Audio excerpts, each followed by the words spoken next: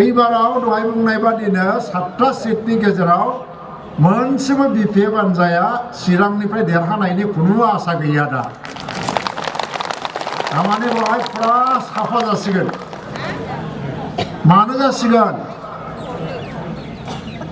बे बिटिआर सुक्तिया जानुवारिनि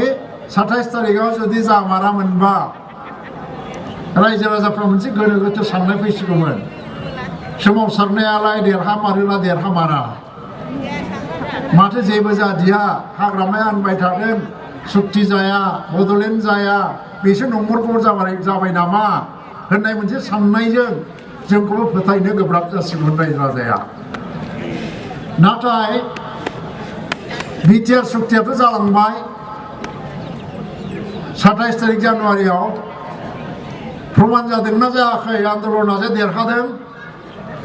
फोरमान जाबाय नङा होनबा आन्दलना देरहायो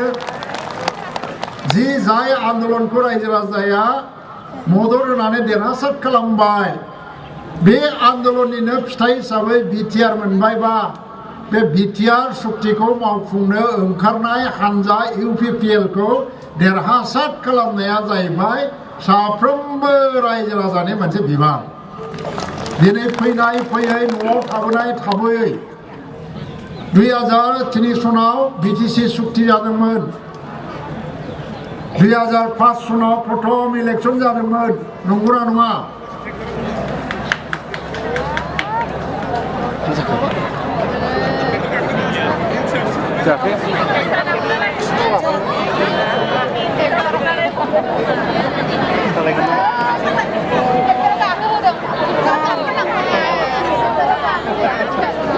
जिरायथ'दो दे जिरायथ'दो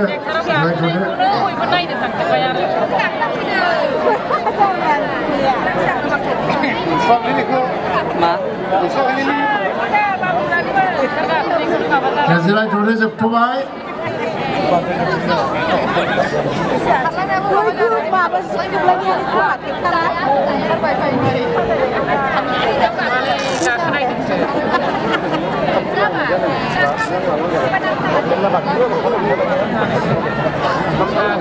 दा 2003 सनावबो मोनसे सुक्ति जादोंमोन बिएलटिजों होमब्लाबो खिन्थु माखासे मानसिफ्रा 2005 सननि इलेक्सनाव जोङो रबिराम नार्जारि आं मोनसे गावस्रानाव फैनानै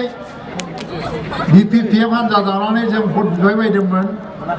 नाथाय बे समाव रायजो राजाफ्रा मा बुंदोंमोन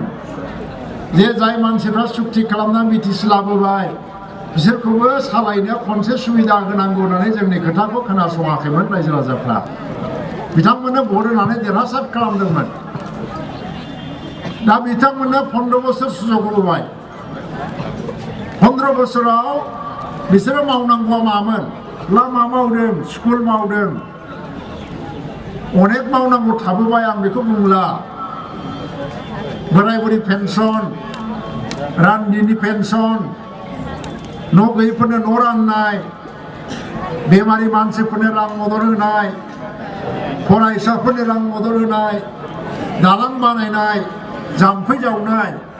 फायखाना बानायनायसिम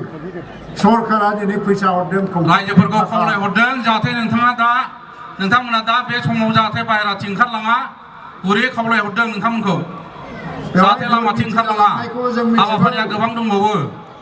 दुर्नीति जालांबाय करापसन जालांबाय कौटि कौटि थाखा बबेबा गोमालांबाय जों बेफोरखौ जिग' बुंबोदोंमोनब्लाबो बै समाव रायजो राजाया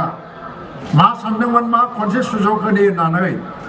खनसेनि जायगायाव खनथाम सुजुग होबाय खनथामाव जोङो हाग्रामा महिलारि बिथांनिफ्राय थांनाय समाव मोनसे जिनिस खावलायदोंमोन दे नोंथाङा सिफ जाबाय गभर्नमेन्ट दाबाय नोंथाङा बे बड'लेण्ड सोमावसारनायखौ जाफुंसार खालामनायावल' मदद होदो गभर्नमेन्टखौ बुंदो दिल्लीया जोंजों रायलायथोंसै आसाम गभर्नमेन्टआ जोंजों रायलायथोंसै नाथाय बिथाङा बै समाव बे सोमावसारनायखौ हेंथा होनानै सरकारजों रायलायनायनि खुनु बेबस्था खालामाखिसै सोमावसारनायखौबो मदद होआखिसै दा बेवहाय मा सानदोंमोन बियो जे आं मदद होआबा बे सोमावसारनाया जाफुंनाय नङा बिथाङा मा सानदोंमोन मा आं बुङाबा गभर्नमेन्टआ रायलायनाय नङा 2019 सनाव एमपि इलेक्सन गेलेबाय आंहा बेवबो खाफालमोन दा गेलेनानै फोद्दा जेनबाय आं बहायबो